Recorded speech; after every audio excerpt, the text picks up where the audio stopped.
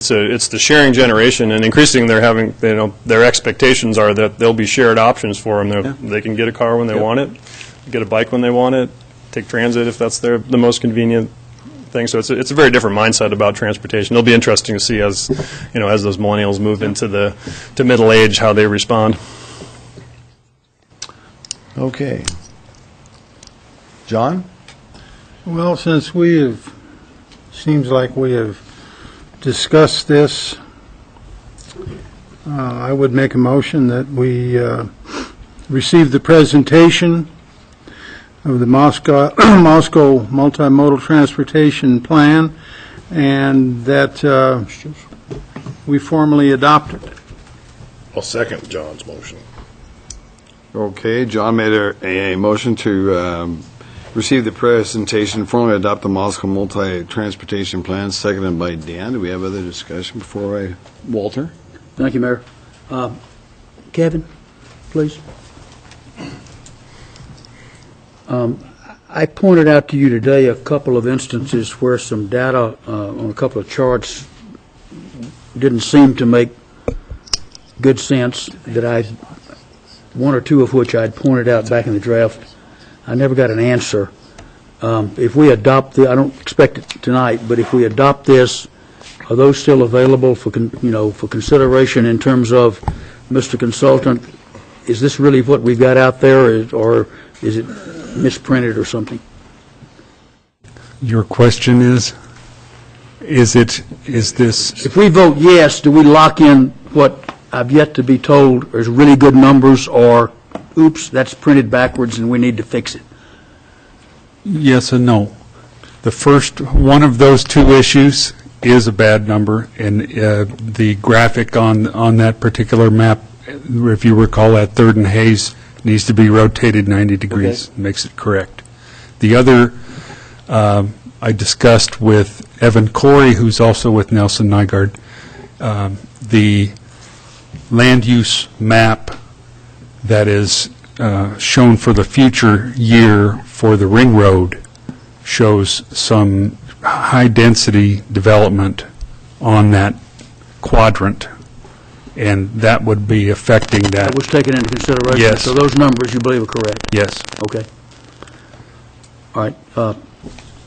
And then, of course, the comments I made on the last slide that was up regarding the existing versus 2035 data, but I saw Les nod yes, which tells me that the consultant reminded him that he's got the data, and Les can run those numbers for us. Les, you want to add to the conversation here? Well, thank you. We'll have to talk with Tom about it if that information is already in hand. I think it may be, because typically they're looking at both existing conditions and future conditions.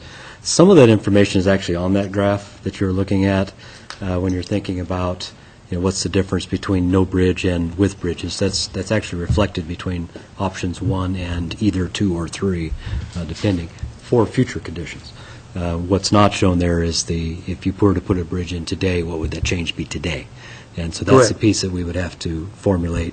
I think we can provide that in some form. It may not be, actually in an adopted document map here, but probably something we could just provide as a supplement to this document. John? I think we ought to keep in mind that if we accept this plan, adopt it, it's not carved in stone. None of these figures that were put up there anyone is going to guarantee, starting with our city engineering department or with the consultant. And what they have put out there is what they probably consider to be a best guess or a possible guess as to what happens. And that being the case, a tremendous amount of effort was put into this document. A tremendous number of people were talked to, and their input was asked for and considered before this was written. And consequently, I think that we need a document, as was stated. If we're going to be looking for any sort of federal dollars to do most anything with, we need a plan. If we don't have a plan, our request is just going to be put on the pile with the other request. That being the case, the plan that we have is probably not perfect, and I'm getting a nod of the head by the guy that had a lot to do with writing that plan. I don't think they're ever perfect. I'm not particularly enthralled with the ring road plan, part of it. But there again, I don't think I need to worry about that ring road because I'll be dead and gone, as everybody in this room will be, before we ever have a ring road. Hey. And you'll probably go first, Wayne. Anyway, I do think that we need to act on this.